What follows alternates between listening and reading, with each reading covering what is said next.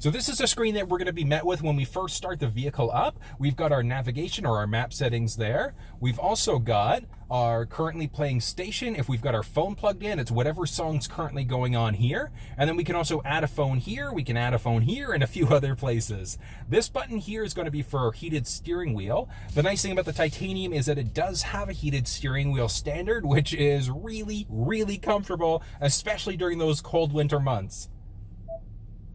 Moving to our audio settings here, up at the top, we've got our sources, so we can change between AM, FM, Sirius XM, or Bluetooth stereo. So if we've got an MP3 player connected, our phone, whatever the case may be, those entertainment sources will be listed here as well. Moving back, we can tune a couple different ways. So we can tune using our voice, we can do a direct tune here. There's also a tuning knob right down here. Oh, let's readjust you a little bit. So there's a manual tune that we can do here as well. But direct tune, very straightforward. So in order to tune to a station, we're going to press whatever station we'd like to and hit enter. And as you can see, it's changed our station there. Now, in order to save a preset, all we're going to do is we're going to tune to the station that we want to save. And then all we're going to do is press and hold one of these buttons. And as you can see, we now have that station saved as well. Moving down to our climate settings here, we've got a ton of options that are available. There are a few more options that are available just lower and off of the screen here, but let's focus on the screen for now. So our auto setting is going to automatically let the vehicle determine what the cabin temperature should be. Moving to the menu here, we can turn on the max air conditioning, the max windshield defroster, or we can also turn the heated steering wheel on or off from here. Moving here, we've got our power button. That's going to turn the heat or the air conditioning on as necessary. And as you can see here, we've got the ability for dual zone climate control. So if the driver likes it a little bit colder than the passenger does, what we can do is we can then adjust on the passenger side. And we've got a different temperature setting here. And now as we can see, we now have dual mode activated. So dual zone climate control is activated for the driver and passenger side. In order to turn that off and default to the driver's setting, we're just going to hit that dual button here. And as you can see, it's taken that driver setting.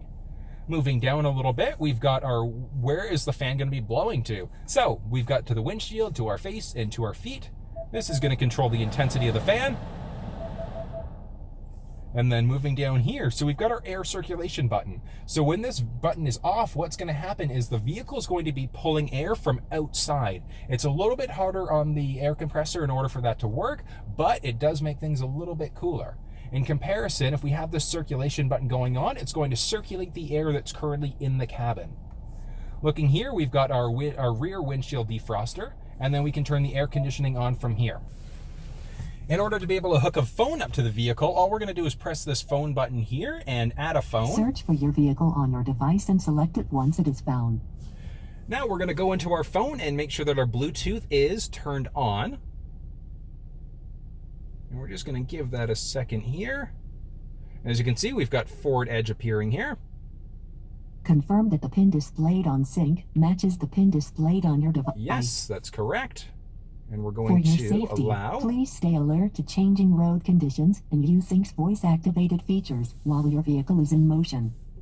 And there we go. So now we've got a couple options here, so we can automatically download our contacts and then 911 Assist. So your phone does have to be connected in order for 911 Assist to work.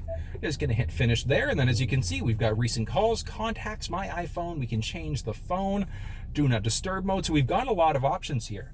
Now, in order to be able to delete the phone from the vehicle, what we're going to do is go to Settings, Phone. And as you can see, we can view devices, we can manage contacts, but we're going to go view devices here. And we've got my phone here. So by clicking that, we've now got the option to disconnect from the phone. There we go. We've got the ability to disconnect, or we can completely remove it. So by hitting remove here, we're going to say yes. And the phone is now disconnected.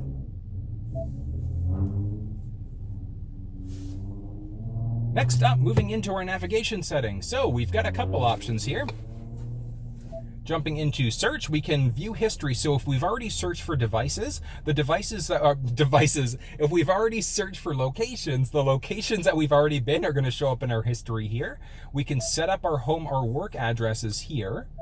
We can add in some favorites, point of interest, etc. Now, in order to search for an address, we're just going to type it in.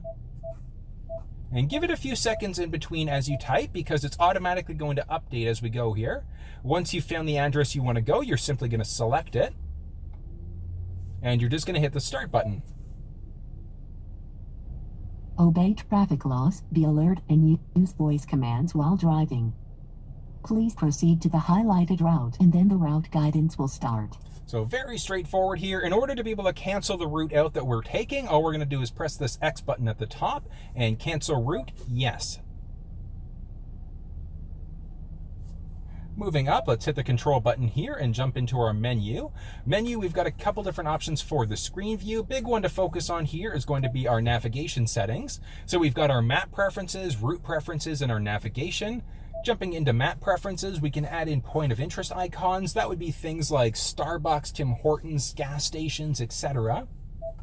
Moving into route preferences, we can change between different options. So things like the fastest route, the most economic route, it's whatever your preference is there. One thing to point out, if we move to the bottom a bit, as you can see, we've got avoid freeways, toll roads, ferries, or tunnels. So if you have a preference not to travel on toll roads, you can select that here, and the vehicle's navigation will avoid toll roads like the 407, etc. And then navigation preferences, just going to be our guidance prompts. So we've got a few options here. Our voice and tones, voice or tones only. Voice and tones means that you're going to get an auditory, you're going to be turning left in 200 meters, I should say. And then you're going to get a ding as you get closer. The voice is going to be just that, whereas the tone is strictly going to be that ding that you get as you get closer to the next turn. And then the other one to point out are going to be setting up our home and work address here. So home, all we're going to do is add in a favorite from there, select your address, hit save. Very straightforward. So I'll show you here. Add a favorite for home, yes. And there we go. So we're just going to select that. And then all we're going to do is press this star button now, and it's now been saved. So it's very, very straightforward in order to use this one here. Jumping into apps.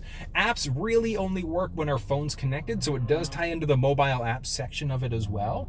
Mobile apps that you can use. The big one you're probably going to end up using is going to be the Waze app. This thing does have built-in navigation, but sometimes people have a preference and prefer to use the Waze app instead. From here, we've got a couple other settings. So jumping into our sound, we can change off to the treble, mid-range, bass, all that fun stuff. Clock settings, we've got our few options here. So it's going to default to our 12-hour time, so our AM and PM settings. If you prefer the 24-hour military time, all you have to do is press the button here. And then we're in military time now. Next up is going to be our daylight savings time. So daylight savings time is automatically going to update you depending on if we're in the spring or the fall. Because obviously if we're in the spring, we're going to spring forward an hour. If we're in the fall, we're going to fall back an hour. So this means the vehicle is automatically going to adjust it for us. Scrolling down a little bit, we've also got an auto time zone update. So if we're heading to the East Coast or the West Coast, whatever the case may be, with this enabled, the vehicle is automatically going to update the time depending on the time zone that you're in. Really, really cool feature. Bluetooth, that's where we can turn Bluetooth on or off, or we can add Bluetooth devices in from here. Our phone settings, very straightforward. We were already in there. We would go here in order to be able to add a phone. Radio now, we can change a couple things. So we can change that radio text so that it doesn't display on the audio section here. So with that turned off, that means this info here, whether or not that shows. Next up is going to be our 911 assist. Again, that's tied into having the phone connected to the vehicle. And then our navigation, so that jumps back into the navigation settings again. Mobile apps, as I said, the phone does need to be connected to the vehicle in order for the mobile apps to work. But mobile apps via USB, that's really going to be when you're using an iPhone. You can use Android Auto or Apple CarPlay in the vehicle. Next up, we've got some general settings here. So some general settings to look at. We can change our language between English, Spanish, or French. Temperature, we can change between Celsius or Fahrenheit, I should say. Measurement units, we've got kilometers or miles. Touchscreen beep, so this beep that we're getting, we can turn that off if you prefer, or turn it back on there. Automatic system updates. I do recommend keeping the automatic system updates on. And the reason why is because it's automatically going to update the software and the firmware for the vehicle for you, except the navigation. Everything else is going to be updated automatically with the exception of the navigation. Now, if you're ever selling the vehicle, you want to make sure in order to do a reset, we're just going to go General Settings Reset, and then a Master Reset there. And that's going to reset the vehicle's system here to its factory default. Moving off here, we've got our Wi-Fi. So Wi-Fi automatic updates are going to go hand in hand here. So in order for the Wi-Fi to work, all we're going to do is be at home, enter our Wi-Fi password, and we're good to go. Jumping into vehicle here, we've got some different setting options here. We've got our camera settings, door keypad code. So there's a couple different ways that we can change the keypad code. There's a 5-digit combination. There is a factory one for every Ford vehicle. 5-digit code, all we're going to do is enter that in here if we want to create our own unique code. And that's to be able to get into the vehicle if you don't have the key fob on you. Next up, we've got our display setting here, so we can turn the display off. Press the button here for it to come back on again.